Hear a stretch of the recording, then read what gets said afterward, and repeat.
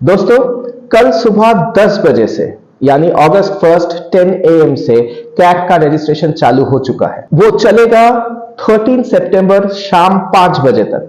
आपको इसी के बीच में कैट 2024 के लिए रजिस्टर करना है।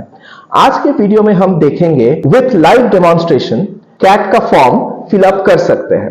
लेट अस गो। तो पहले आपको जानना होगा कैट रजिस्ट्रेशन का वेबसाइट क्या है। कैट रजिस्ट्रेशन का वेबसाइट है iimcat.ac.in। अगर आप जाएंगे तो आपका ये पेज खुल जाएगा। इस पेज पे अगर आपको ये वेबसाइट याद नहीं रहता है तो आप और एक काम कर सकते हैं, गूगल में आप टाइप कीजिए कैट 2024। कैट 2024 का जो पहला लिंक है वो आपको लेके जाएगा कैट के वेबसाइट पे iimcat.ac.in।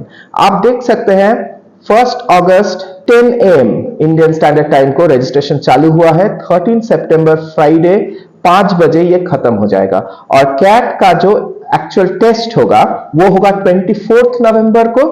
5 नवंबर से आपको एडमिट कार्ड मिलना चालू हो जाएगा। तो आपका पहला स्टेप है, आपको क्लिक करना पड़ेगा न्यू कैंडिडेट रजिस्ट्रेशन में। न्यू कैंडिडेट रजिस्ट्रेशन में जाएंगे तो आपका ये पेज खुल जाएगा। ये कैट 2024 या जो भी IIM उसको कंडक्ट कर रहा है वो बता रहा है कि आपका जो पर्सनल इंफॉर्मेशन वो लोग ले रहे हैं वो कहीं पे लीक नहीं होगा। आप इससे एग्री कर जाइए। आपको दिख जाएगा रजिस्ट्रेशन फॉर्म। यहां पे आप अपना नाम डालिए, डेट ऑफ बर्थ, आपको इस कैलेंडर पे क्लिक करना है, आपको ईयर पे क्लिक करना है। क्लिक करके आपको जाना है आपके बर्थ ईयर में, बर्थ मंथ में और बर्थ डेट पे। तो आपका डेट यहां पे आ जाएगा। आपका ईमेल एड्रेस दीजिए जहां पे आपका एडमिट कार्ड, आपका रजिस्ट्रेशन नंबर, पासवर्ड सब कुछ आएगा। तो ये ईमेल आईडी काफी इंपॉर्टेंट है, मैं अपना दे रहा हूं। ईमेल एड्रेस आपको कंफर्म करना पड़ेगा। दोस्तों, जो भी फील्ड के ऊपर ये लाल वाला स्टार आपको दिख रहा है वो फील्ड कंपलसरी है। कंट्री चूज कीजिए जो इंडिया है। दूसरे जो बाहर से कर रहे हैं उनके लिए अदर्स देना पड़ेगा, उनके लिए प्रोसीजर थोड़ा अलग है। अगर आप इस बारे में जानना चाहते हैं तो हमें कांटेक्ट कीजिए। आप अपना मोबाइल नंबर दे दीजिए। याद रखिए ये मोबाइल नंबर पे आपको कांटेक्ट किया जाएगा हर वक्त। आपका पासवर्ड, आपका यूजर आईडी, आपका एडमिट कार्ड का नोटिफिकेशन, कैट का नोटिफिकेशन, रिजल्ट्स का नोटिफिकेशन सब इसी मोबाइल नंबर पे आएंगे SMS या कॉल के थ्रू। कंफर्म कीजिए अपना मोबाइल नंबर और जेनरेट OTP कीजिए। तो आपके मोबाइल पे आपका OTP आ जाएगा। OTP को देखिए, ये जो आपके स्क्रीन में जो नंबर दिख रहा है, जो टेक्स्ट दिख रहा है या नंबर दिख रहा है, उसको यहां पे आपको डालना है। उस नंबर को डालेंगे तो आपके मोबाइल नंबर पे एक OTP आएगा और आपके ईमेल आईडी पे एक OTP आएगा। मोबाइल नंबर वाला OTP पहले डालिए, फिर ईमेल वाला OTP डालिए। आपके OTPs वैलिडेट हो गए हैं। अब आपका डिक्लेरेशन आता है। आप डिक्लेरेशन पे आई एग्री क्लिक कीजिए और फिर से ये जो टेक्स्ट आपको दिख रहा है ये आप यहां पे डाल दीजिए, कंफर्म कर दीजिए। तो आपके वेरिफिकेशन के लिए आपका इंफॉर्मेशन इधर आ जाएगा। आप हर एक इंफॉर्मेशन के बाद में जो बॉक्स है यहां पे उसको क्लिक करके ये कंफर्म कीजिए कि इंफॉर्मेशन सही है। मेरा नाम सही है, डेट ऑफ बर्थ सही है, ईमेल आईडी सही है, कंट्री सही है, मोबाइल नंबर सही है। मैंने सबको क्लिक कर दिया है। अब मैं सबमिट करूंगा। तो आपका रजिस्ट्रेशन सक्सेसफुल हो चुका है। अभी आपको इस रजिस्ट्रेशन नंबर से आपको दिख रहा होगा ये यूजर आईडी, ये कैट के लिए आपका यूजर आईडी हो चुका है। ये यूजर आईडी और पासवर्ड दोनों आपके ईमेल आईडी और आपके मोबाइल नंबर पे SMS में आ जाएगा। आपको फिर से इस चीज के लिए अप्लाई करना होगा। आप यहां से डायरेक्टली गो टू एप्लीकेशन जा सकते हैं। गो टू एप्लीकेशन में जाएंगे तो आपका एप्लीकेशन फॉर्म चालू हो जाएगा। एप्लीकेशन फॉर्म में आपको अपना इंफॉर्मेशन देना होगा। इसको क्लोज कर दीजिए। So this is your application form, CAT application form. आपको दिख रहा होगा ये tabs, personal details, academic details, work experience, programmes, मतलब कौन कौन से प्रोग्राम्स में आप अप्लाई करना चाहते हैं, टेस्ट सिटी मतलब आप कहां पे टेस्ट देना चाहते हैं, और ये जो सारा इंफॉर्मेशन सही है, ये इंफॉर्मेशन का डिक्लेरेशन, ये पूरा का पूरा 1 2 3 4 5 6 टैब्स आपको फिल करने हैं। तो मैंने नाम ऑलरेडी डाल दिया है तो नाम यहां पे आ जाएगा। फिर से मुझे अपना नाम लिखना पड़ेगा, तो मैं लिख रहा हूं this is my name, there is no middle name. अगर आपका कोई मिडिल नाम है तो आप मिडिल नाम यहां पे डालिए। जो भी नाम जैसे भी आपके आधार कार्ड में प्रिंटेड है वैसे ही आपको नाम डालना है, क्योंकि जब आपका वेरिफिकेशन होगा तब आधार कार्ड के हिसाब से ही वेरिफिकेशन होगा। मेरे आधार कार्ड में कोई मिडिल नेम नहीं है तो इसलिए मैं मिडिल नेम नहीं डाल रहा हूं। आपका अगर है तो आप डाल सकते हैं। आपका डेट ऑफ बर्थ ऑलरेडी आपने दे दिया है तो डेट ऑफ बर्थ आपका यहां पे हाईलाइट हो जाएगा, यहां पे अपडेट हो जाएगा।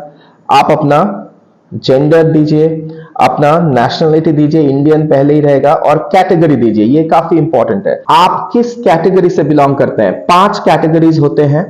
जनरल, ईडब्ल्यूएस मतलब जनरल के अंदर जो इकोनॉमिकली वीकर सेक्शंस है, मतलब जिनका salary 8 lakh, annual salary 8 lakh से कम होता है वो लोग। एनसीओबीसी मतलब non creamy OBC layer, non creamy मतलब जिनका सैलरी 8 लाख से कम होता है, ऐसे ओबीसी कैंडिडेट्स।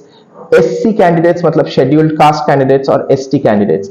आप जो भी कैटेगरी में बिलोंग करते हैं उसको यहां पे डालिए, और आपको इसका प्रूफ भी अपलोड करना होगा। अगर आप ईडब्ल्यूएस है या एनसीओबीसी है, एससी है, एसटी है, जो भी है, उसका सर्टिफिकेट जो है उसका सॉफ्ट कॉपी आपको यहां पे अपलोड करना पड़ेगा।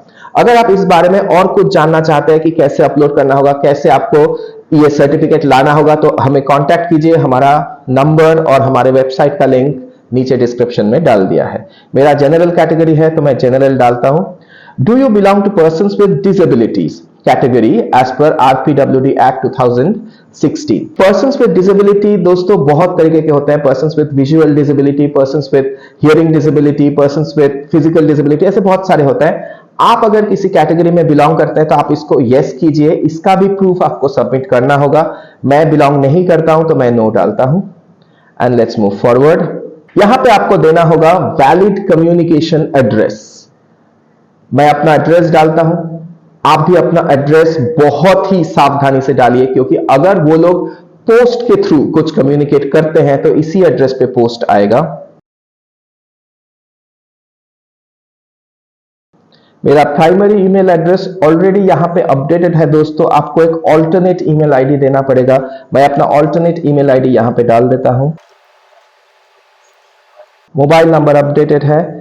Is permanent address same as correspondent address. Is permanent address same as correspondence address, इसका मतलब है जहां पे आप एक्चुअली रहते हैं। सोचिए कोई ऐसा हो सकता है जो रहता तो किसी गांव में है लेकिन वो शहर में आके पढ़ाई कर रहा है या फिर काम कर रहा है, तो उसका कम्युनिकेशन एड्रेस होगा वो शहर वाला एड्रेस जहां पे उसको लेटर्स आएंगे, और परमानेंट एड्रेस होगा वो गांव वाला एड्रेस जहां पे वो परमानेंटली रहता है, जहां पे उसका परमानेंट घर है। अगर आप ऐसा चाहते हैं कि आपके जो कैट का जो कम्युनिकेशन अगर पोस्ट से हो तो वो आपके घर पे जाए, परमानेंट एड्रेस मतलब आपके फादर जहां रहते हैं या फिर आपके ग्रैंडफादर जहां रहते हैं वहां पे जाए, तो आप permanent address is same as correspondent address डाल दीजिए।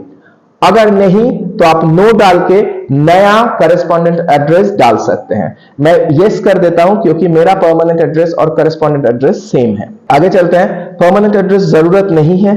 अगर आप चाहते हैं कि आपका करेस्पॉन्डेंस एड्रेस परमानेंट एड्रेस से अलग हो तो आप इसको नो कर दीजिए और फिर परमानेंट एड्रेस यहां पे डाल दीजिए, क्योंकि पहले आपने करेस्पॉन्डेंस एड्रेस डाला है। अगर आप यस करते हैं मतलब आप चाहते हैं कि जो आपका परमानेंट एड्रेस है उसी पे आपको पोस्ट मिले, तो आप इसको यस कर दीजिए। आप इसको यस करेंगे तभी परमानेंट एड्रेस के जो फील्ड्स हैं वो ऑटोमेटिकली अपडेटेड हो जाएंगे। इमरजेंसी कॉन्टैक्ट नंबर, अगर कैट के सेंटर में या फिर बाद में इंटरव्यू के टाइम पे अगर कोई मिसहैप हुआ गॉड फॉरबिड, तो किस नंबर पे कांटेक्ट किया जा सकता है। मैं अपने किसी दोस्त का नंबर दे देता हूं, आप अपने पेरेंट्स का नंबर या फिर किसी का भी नंबर दे सकते हैं। Now coming to the document upload section, ये बहुत ही ज्यादा इंपॉर्टेंट सेक्शन है। इसके लिए पहले से आपको 2 चीज तैयार रखना है।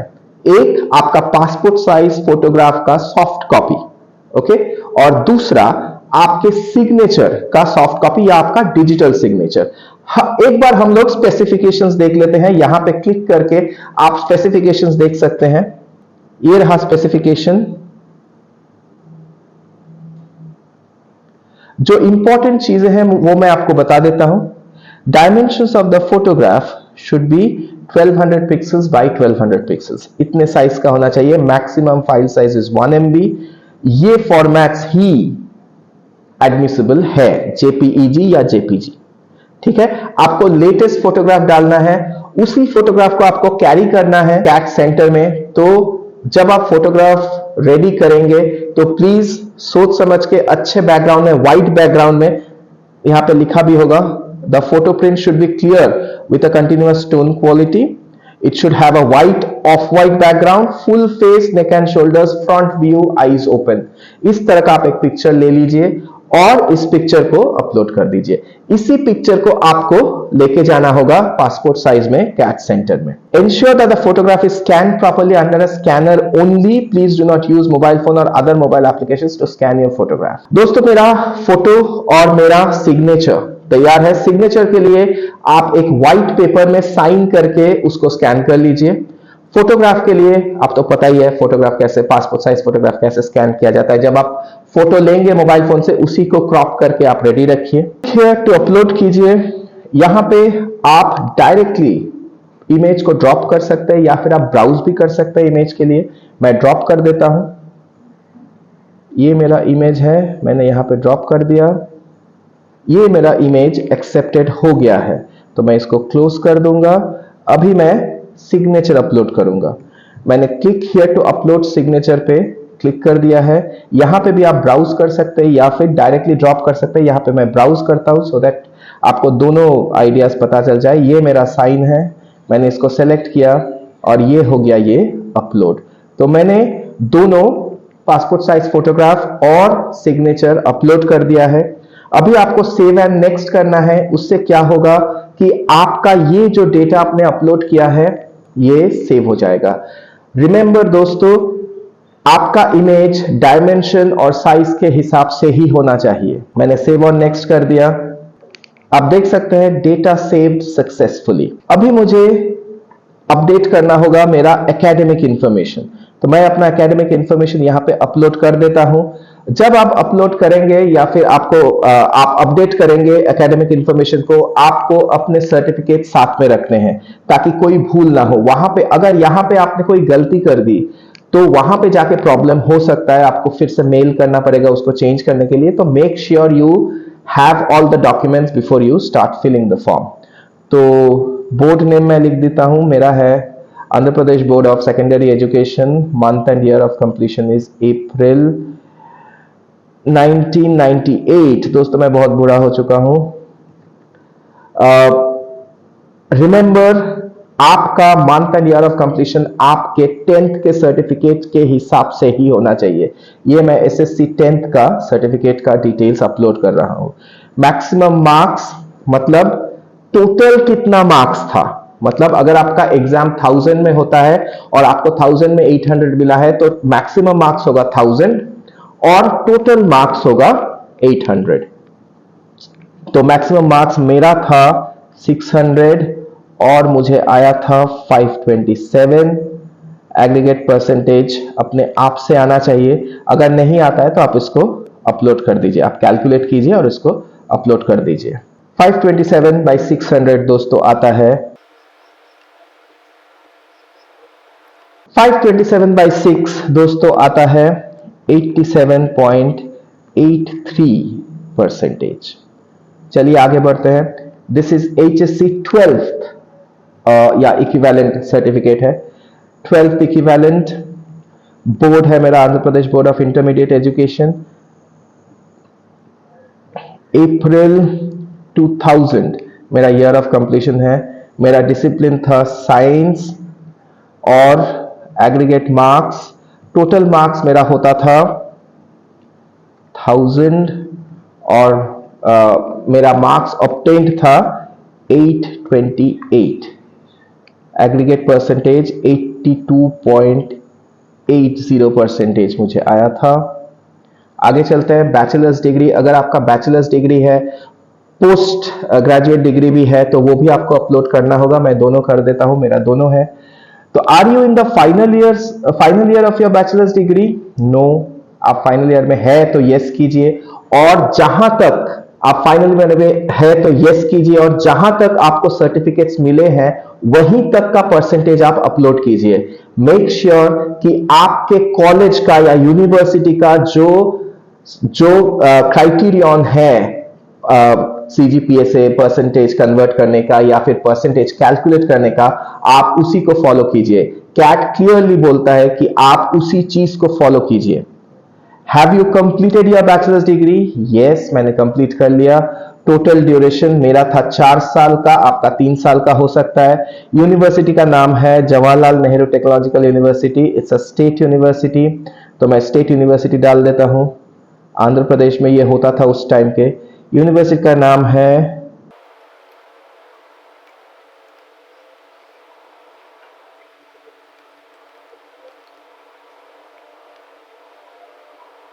स्टेट है आंध्र प्रदेश, यूनिवर्सिटी का नाम है Jawaharlal Nehru technological university, college का नाम है JNTU, डिग्री का नाम है बैचलर ऑफ टेक्नोलॉजी। यहां पे आप सेलेक्ट कर लीजिए उसको, मुझे दिख रहा है बैचलर ऑफ टेक्नोलॉजी यहां पे। आगे बढ़ते हैं दोस्तों। दिस इज फॉर इसी का कंटिन्यूएशन है।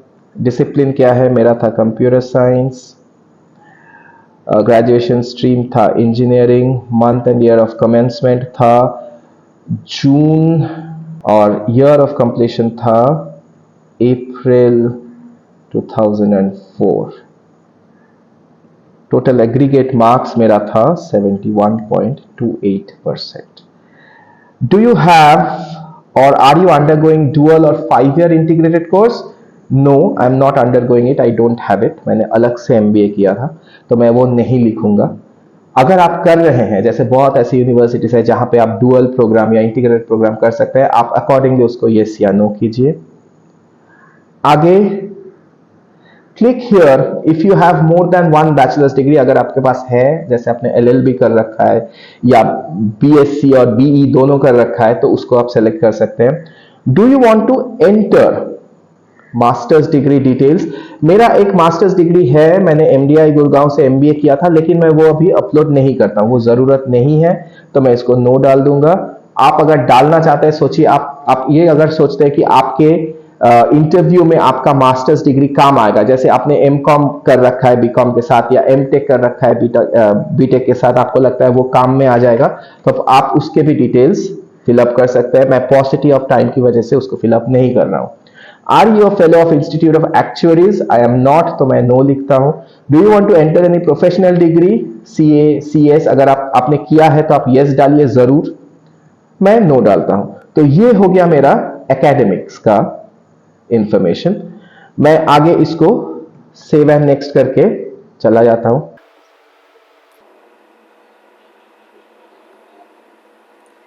तो डेटा सेव सक्सेसफुली आप देख सकते हैं। अब ये हो गया आपका वर्क एक्सपीरियंस का इंफॉर्मेशन।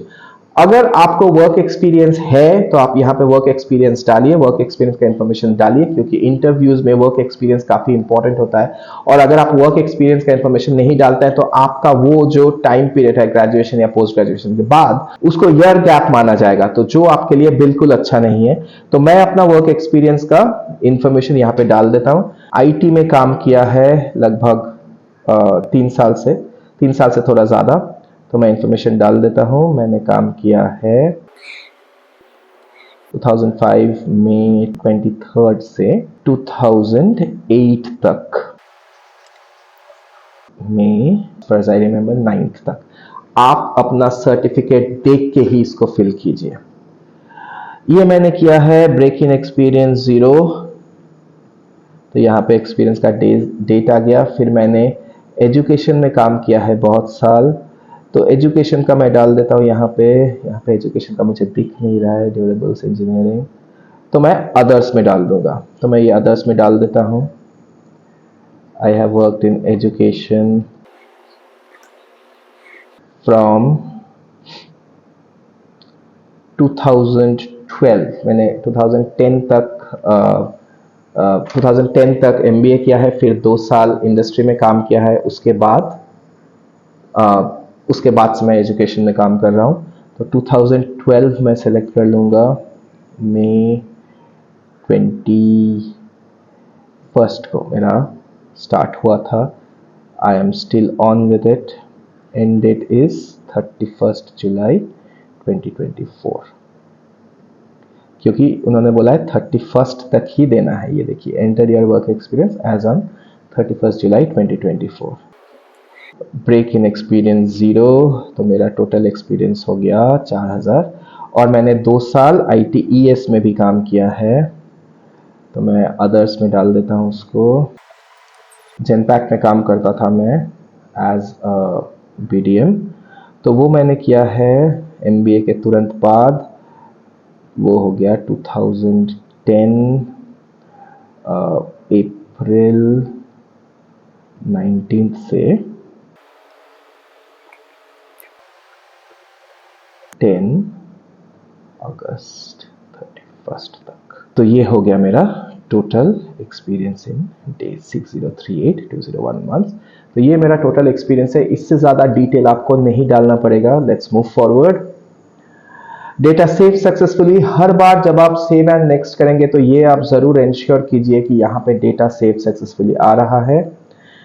यहाँ पे आपको चूज करना होगा कि आप कौन कौन से प्रोग्राम्स को अप्लाई कर रहे हैं, आप कौन कौन से प्रोग्राम्स के लिए एलिजिबल है, वो देख के आपको सेलेक्ट करना होगा। क्योंकि मेरा एक्सपीरियंस 5 इयर्स से ज़्यादा है, तो मैं हर एक प्रोग्राम के लिए एलिजिबल हूं, तो मैं सारे ही अप्लाई कर देता हूं। लेकिन आप सोच लीजिए, अगर आप कुछ कुछ ऐसे एग्जीक्यूटिव प्रोग्राम्स होते हैं जिनके लिए एक एक्सपीरियंस जरूरी होता है, कुछ कुछ ऐसे प्रोग्राम्स होता है IIMs में जिसके लिए एक पर्टिकुलर वर्क एक्सपीरियंस या फिर पर्टिकुलर ग्रेजुएशन टाइप ही जरूरी होता है। फॉर एग्जांपल, आप हर एक वेबसाइट पे जा सकते, जैसे IIM अहमदाबाद का PGP प्रोग्राम है, आप देखना चाहते हैं कि आप IIM अहमदाबाद के PGP प्रोग्राम के लिए एलिजिबल है या नहीं, तो आप कैसे देखेंगे? बहुत आसान है, आप चले जाइए IIM अहमदाबाद के वेबसाइट पे ima.ac.in, वहां पे आप जाएंगे, आपको लेफ्ट में ये दिखेगा, एकेडमिक्स में जाइए, आप जो भी प्रोग्राम देखना चाहते हैं वो प्रोग्राम यहाँ पे आपको दिख जाएगा। सोचिए आप ये जानना चाहते हैं कि क्या मैं PGPX जो MBA प्रोग्राम है उसके लिए एलिजिबल हूं, तो आप इसको क्लिक कीजिए, आप चले जाइए एडमिशंस में। एडमिशंस पे अगर आप चले जाएंगे, एडमिशंस पे आपको दिख जाएगा who can apply. Who can apply में आप देख सकते हैं बैचलर्स डिग्री और equivalent in any discipline, minimum 15 years of study, मतलब आपका कोई भी ग्रेजुएशन हो आप कर सकते हैं। Minimum age of 25 years as of March 31, 2025। Valid GMAT score, GRE score जो भी चाहिए, ऑनलाइन GMAT फोकस भी चलेगा। और जो सबसे ज्यादा इंपॉर्टेंट है वो है minimum 4 years of full time work experience after completion of graduation. तो इस चीज के लिए अगर आपके पास 4 इयर्स वर्क एक्स नहीं है तो आप एलिजिबल नहीं होंगे, तो ये आपको चेक करना पड़ेगा। इससे और एक भी फायदा होगा दोस्तों, अगर आप हर एक प्रोग्राम को चेक करेंगे तो आपको कॉलेजेस के बारे में पता चल जाएगा, जो आपको इंटरव्यूज में काफी मददगार साबित होगा। तो let's go back to our application form. यहाँ पे मैं सारे अप्लाई कर रहा हूं, साथ ही में आप यहाँ पे अपना इंटरव्यू का लोकेशन सेलेक्ट करते रहिए। तो मैं कोलकाता में रहता हूं तो मैं कोलकाता डाल दूंगा as the first city preference, और क्योंकि मेरे यहां से दिल्ली का फ्लाइट सबसे कम में मिलता है तो मैं दिल्ली सेकंड प्रेफरेंस डाल दूंगा। हर एक के लिए मैं यही कर देता हूं। दोस्तों, कुछ ऐसे प्रोग्राम्स हैं जिसके लिए पर्टिकुलर सिटी में जाके ही आपको इंटरव्यू देना पड़ेगा, जैसे IIM अहमदाबाद का ये EPGD ABA कोर्स, इसके लिए आपको अहमदाबाद ही सेलेक्ट करना पड़ेगा। जो आपके लिए सबसे ज्यादा वायबल सिटी हो उसी को आप सेलेक्ट कीजिए, या फिर IIM अहमदाबाद के ये वाले कोर्सेस PGP-EM, PhD और PGP-BA बिजनेस एनालिटिक्स, ये आपको बैंगलोर में जाके ही इंटरव्यू देना पड़ेगा। या फिर ये वाला कोर्स IIM कैलकाटा का जो PhD कोर्स है उसमें आपको कोलकाता में ही इंटरव्यू देना पड़ेगा। कुछ कोर्सेज के लिए दोस्तों आपका इंटरव्यू ऑनलाइन ही होगा, जैसे IIM कोईकोड का ये जो एग्जीक्यूटिव प्रोग्राम इन मैनेजमेंट है, ग्रेजुएट प्रोग्राम जिसको हम EPGPIL बोलते हैं, उसके लिए आपको ऑनलाइन ही सेलेक्ट करना है। IIM मुंबई लास्ट ईयर से NITI भी IIMs के अंडर आ गया है, तो IIM मुंबई का एप्लीकेशन भी आपको यहीं से करना है। तो मैं सेव एंड नेक्स्ट करता हूं, तो data save successfully, thank God, नहीं तो फिर से करना पड़ता मुझे। Now I will choose the test city, यानी कि मुझे कैट का टेस्ट एक्चुअली कहां पे लिखना है नवंबर 24 को। तो मैं कोलकाता से बिलोंग करता हूं, तो पहले तो मैं कोलकाता डाल दूंगा। वेस्ट बंगाल कोलकाता, और मेरे आसपास ही डालूंगा। नेक्स्ट में भी मैं हुगली डाल दूंगा, थर्ड में भी मैं हावड़ा डाल दूंगा, मे बी आसानसोल होगा तो आसानसोल डाल दूंगा, और पांचवा चलिए बांकुड़ा डाल देता हूं। तो ये मैंने 5 सिटीज दे दिए मेरे आसपास। मोस्ट लाइकली सिटी नंबर 1 में ही आपका सीट आ जाएगा, मेरा कोलकाता में आ जाना चाहिए। Let's move forward. दोस्तों यहाँ पे एक गलतफहमी है, लोगों को मिथ है कि आप अगर पहले अप्लाई करते हैं तो आपके चॉइस वाले सिटी में आपको टेस्ट सेंटर मिलता है। ऐसा कुछ नहीं है, वो लोग सारा चीज सितंबर 30 के बाद ही डिसाइड करेंगे, लेकिन मोस्ट लाइकली आपको अपने चॉइस वाले सिटी में ही सीट मिल जाएगा। तो अब सारा मैंने कर दिया है, बस मुझे रजिस्ट्रेशन फी पे करना है। क्योंकि मैं जनरल कैटेगरी से बिलोंग करता हूं तो मुझे 2500 पे करना होगा। सो जनरल कैटेगरी ईडब्ल्यूएस और एनसी ओबीसी को 2500 पे करना होता है। एससी और एसटी कैंडिडेट्स होते हैं उनको 1250, इसका हाफ पे करना होता है। तो ये आपका पूरा ब्रेकअप है कि किसमें कितना लगेगा। तो यूपीआई या मैं तो डेबिट कार्ड से कर दूंगा। चलिए, तो आप कोई भी पेमेंट मोड चूज कर लीजिए, मैं ई पे कर लेता हूं। और यहाँ पे आपको डिक्लेरेशन पे क्लिक करके I have previewed the application form by clicking on the preview application button and confirm that all the data reflecting in the preview is correct। तो मैंने ये चेक कर लिया है। चलिए मैं चेक कर ही लेता हूँ एक बार। तो मैंने प्रीव्यू क्लिक किया तो यहाँ पे मेरा सारा इंफॉर्मेशन आ गया, देखिए आप देख सकते हैं। और यहाँ पे आपको ये जो कैप्चा है इसको आपको टाइप करना होगा ए, तो मैंने वो टाइप कर दिया है। तो मैं इसको सबमिट कर दूंगा। Editing of any data field after submission is not possible, इसलिए आप अभी से ये डेटा सबमिट करना है। तो ये मुझे ले जा रहा है जो पेमेंट गेटवे है उसकी ओर। मैं इंफॉर्मेशन डाल देता हूं। आप क्रेडिट कार्ड से, इंटरनेट बैंकिंग से, यूपीआई से, नेफ्ट से या एसबीआई ब्रांच पेमेंट से पे कर सकते हैं। मैं डेबिट कार्ड से कर देता हूं।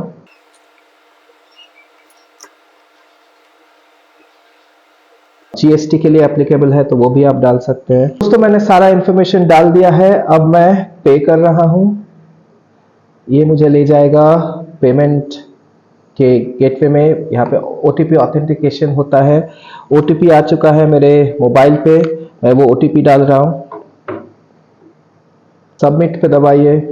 तो ये हो गया आपका application submitted successfully, your payment is successful. तो मेरा कैट एप्लीकेशन दोस्तों हो चुका है।